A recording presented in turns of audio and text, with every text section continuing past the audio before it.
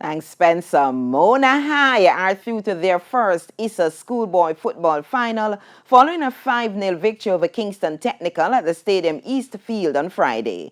They will face Excelsior High, they will face St. Catherine High in the title decider. More in this report. There's a new dawn at Mona High as coach Craig Butler transformed the school's football program. They are now one victory away from lifting the title. A 5-0 win over the much heralded Kingston Technical says a lot. It all started going Mona's way when Romarion Thomas scored a first-half double. Thomas got his first in the 27th minute before scoring the second 2 minutes before the break.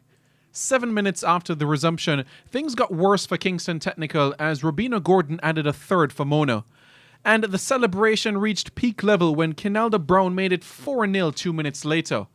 Kingston Technical were already out of the contest when Damani Whitfield made it 5-0 in the 73rd minute to see Mona through to the final. Instructions were given days before. We were prepared to play our systems. We know what it felt like to go bow out to the Manning Cup without losing the stats by goal average and not go to the semi-finals. So we made sure that this time around I left it in the boys' hands. So play the system that we're used to playing, play good football and enjoy yourselves, and it played out. What went wrong today is I see a lot of self out there. Persons want to showcase themselves and not what the team has trained to do and what instruction was given. So it's all about self. In one of the most bizarre penalty shootouts, title holders St. Catherine High beat Excelsior 2-1 after 5 kicks each.